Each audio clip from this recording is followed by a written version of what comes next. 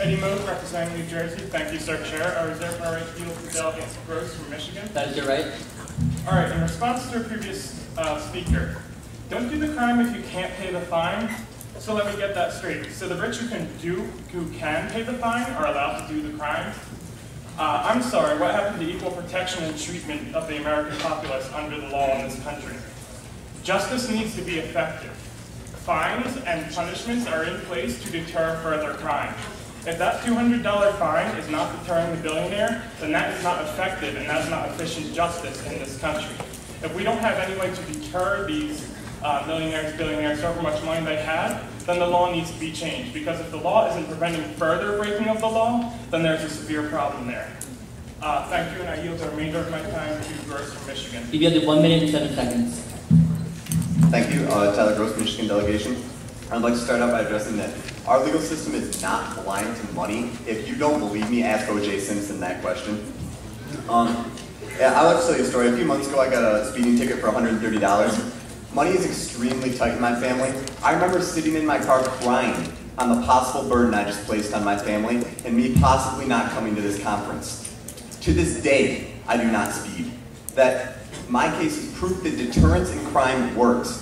And this would finally deter people based on their income. And to say this, there isn't a precedent to this is wrong. We tax people based on income, and like the author alluded to, we also post bail based on income. There is a precedent for this, and it would work to deter crime. Thank you, and I yield my time to the chair. So with the Michigan delegation, I would like to reserve the right to yield the remainder of my time to Larson from New Mexico. That is the right, delegate. Okay, first of all, let's talk about our core democratic values on one being equality. I don't care if you're white, black, red, or yellow, upper, middle, or lower class, you need to be treated equally and not on a percent level. Okay, I am tired of the government punishing people for being successful in this country.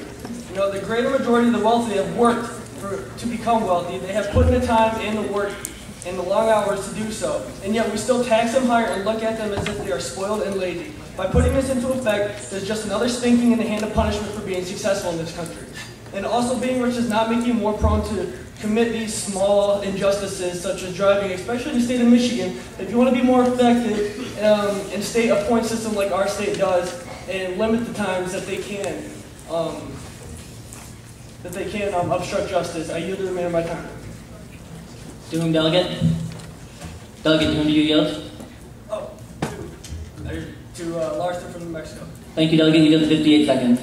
Emily Larson, New Mexico. The proposal states very low income perpetrators will pay almost the same fine they do today, and middle class and wealthy perpetrators will face more expensive fines. While this is great for punishing the wealthy and being fair to the poor, it's very unfair for the middle class.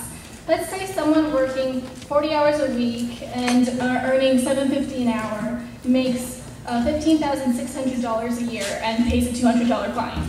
Based on this percentage, someone in the middle class bringing in $54,600 a year would pay a $700 fine. $200 is already a huge fine for someone making this amount, and $700 is just very unfair. Therefore, I cannot support this proposal. Thank you. I yield my time to the chair. Alabama, I reserve the right to yield the remainder of my time to Delegate Clark. That is your right, delegate. Previous delegates have stated that this proposal would punish the wealthy for being successful. Correct me if I'm wrong, but this proposal would punish the wealthy for speeding. It's not an equal penalty right now because the penalty's purpose is to punish people and deter them from committing a crime. If the current deterrent does not already prevent them from committing the crime, then it's not equal. We get caught up in looking at numbers and the amount that each person is paying, but we're not thinking about the actual effect that it would have on each person. I don't see why it's ridiculous that somebody who makes hundreds and hundreds of thousands of dollars a year would have to pay tens of thousands of dollars a year if that is an equal percentage of their income, when it is hundreds of dollars for people who only make tens of thousands of dollars a year. In other words, why is it ridiculous for somebody who is wealthy to be so burdened by a fine when somebody who is working or middle class is already burdened? And I give the remainder of my time to.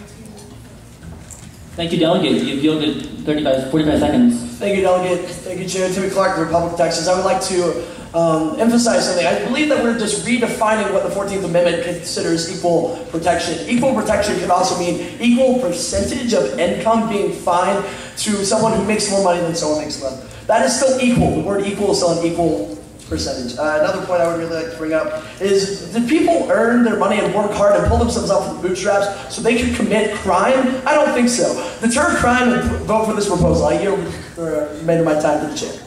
I would like to reserve the right to yield the rest of my time to Delegate Fidel from Delaware. That is your right. Thank you. I believe that we're talking about increasing the fines on rich people, but yet the really poor people who make less than the lowest amount will still have to pay $200 fine. I think we're forgetting the fact that this is totally unfair for them. While it might be more fair for rich people, it's really, really unfair for poor people who still have to pay the $200 fine. I believe a better option would be completely graded based on the amount that you make in general. I would like to use the rest of my time to Delegate Liddell. Delegate, you've been yielded 1 minute, 20 seconds. Eric Liddell, Delaware delegation. Thank you, sir, Chair. I cannot support this bill, this proposal, because just imagine, I'm speeding down the highway and I get pulled over and I have to pay $300 for a speeding ticket. And someone with a higher income does the same thing, but just because I make more money, I have to pay more. Where is the justice in that? If I were a person that had to pay $600 for a $300 speeding ticket, and another person who has to pay $300 for the same speeding ticket, is completely unfair. Just because I worked harder and I did what I had to do in order to receive this income that I do now, and the other person, regardless of what they did, does not have an income like mine, I shouldn't have to pay more for the same crime.